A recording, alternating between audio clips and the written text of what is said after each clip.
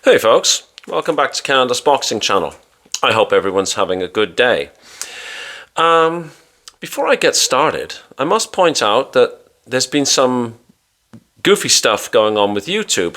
A bunch of comments that have been made, including my replies, sort of disappear off into the ether. So if that's happened to you, I apologize, but I actually don't really know why it's happening at all. Obviously, my degree of technical ability is almost negative amounts, but bear with me. I'm not sure if it's a YouTube glitch with the channel or what. So if you put a comment and then you go back to look at your comment and you see your comment isn't there, honestly, your guess is as good as mine, because I replied to somebody this morning and I went back and it's gone. So anyhow, it's a housekeeping item I'll try and get to the bottom of. But thank you for commenting, and please continue to comment. That's the only thing I will say. So I wanted to talk about today was the Fatal Fury cards, plural. This is the May long weekend. It's May the 2nd in Times Square, and then it's May the 3rd in Riyadh. I understand that the Fatal Fury thing, it comes from gaming and whatnot. I personally don't like to use the word fatal in a combat sport. I just think it's tempting providence, or it just doesn't sit right. So anyhow, that's my own personal thinking. I would rather the word fatal not be associated with boxing matches in any size, shape or form. I can only imagine that when the people were designing this card, their minds were not being drawn in that direction. Maybe I'm just being weird. But anyhow, the Canelo card, when I look at it, the first thing that crosses my mind is, possibly the most famous boxer on the planet that's still active, with a massive following. And I look at the card and I'm, So what I've done in my own mind is I've sort of combined the two cards. So you've got the Ryan Garcia and Devin Haney, etc., on the day before in America, and then you've got the almost like the part two of the card, if you like, the following day in Riyadh. And that's the way that I've sort of reconciled it in my own mind. Because if I look at the cards as individual cards, you've got 3 fights in the United States, and then you've got 1, 2, 3, 4, 5, 6 fights in Riyadh. And with the greatest possible respect to Brian Leon, Marco Verde, Michael Polina, and Aaron Guerrero, I don't think that people will be sort of champing at the bit to watch, those 4 chaps fight in the 2 preliminary contests. I think one is light heavyweight and one is super middleweight, if I recall correctly. And one of those fellows is making his debut. So I wish them all well. I hope they have really good fights. I hope they have great careers, but I'm not going to spend any time talking about those because, truly speaking, Brian Leon 6-0 against Aaron Guerrero, 13-3, light heavy. Marco Verde I think he's the chap who's making his debut. Anyways, so let's just talk about the Canelo through to the Badu Jack, Ryan Rosinski fight.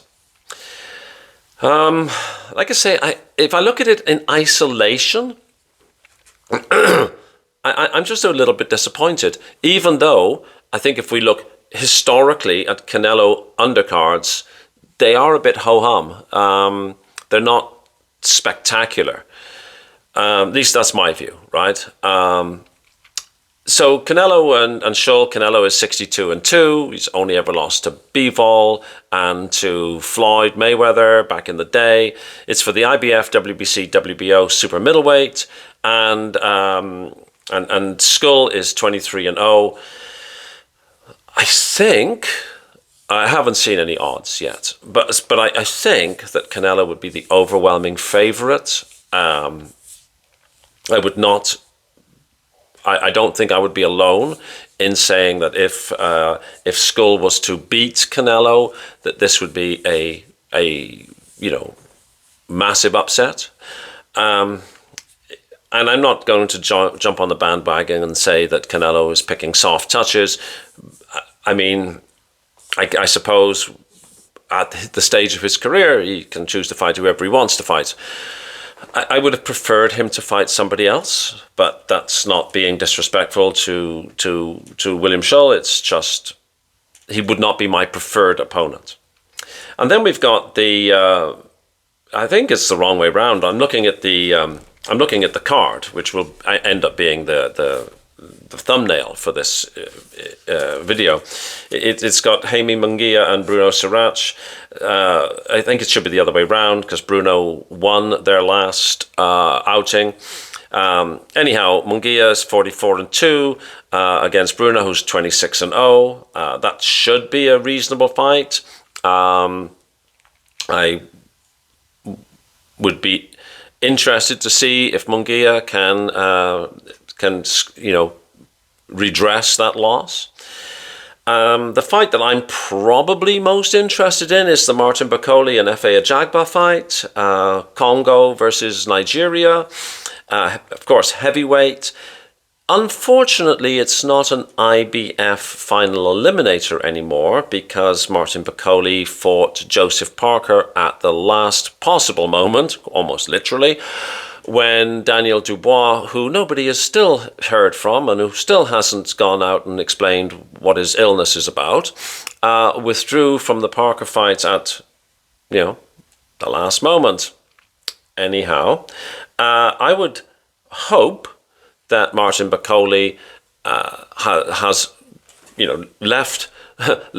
almost left the Parker fight, took a few days off to get his head together, and then went back to the gym and started to eat properly. If Martin Bakole comes in at that 310, 315, I don't know what to say. I would very much like to see Martin Bakole, after a full camp, come in significantly lighter.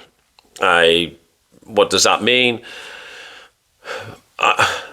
I don't really personally wrap my head around how 280-pound guys go into the boxing ring. A 20-stone guy is in the boxing ring. I think that's an unnecessary amount of weight to carry.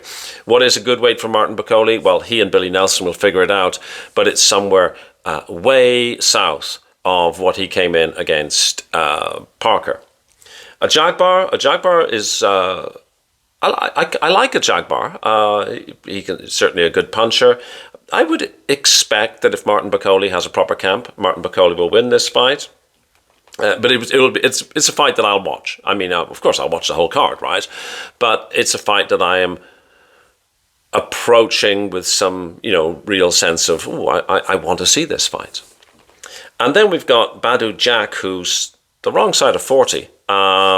He's fighting. He's got a record of 28-3-3. This is for the WBC Cruiserweight Championship. He's fighting a Canadian, actually, Ryan Radzinski, who's 21-1. He's Canada's #1 cruiserweight.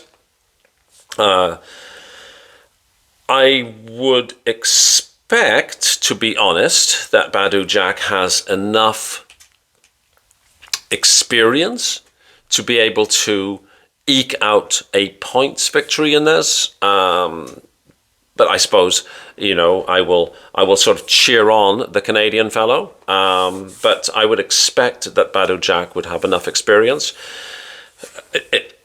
Not a fight that I am really excited about, but it could be okay. And then of course we've got the preliminaries. So as a card, as a standalone card, I'm not so super excited. And in fact, I mean, if I had a magic wand, I would say maybe forget the prelims, maybe forget the Badou Jack fight, and have these 3 fights together with the 3 fights that are going on the day before under the same Fatal Fury sort of banner. And now that would be a cracking good card. Right, that would be outstanding. But it seems that the card is sort of split, obviously in two different parts of the world, under the same sort of banner, if you like.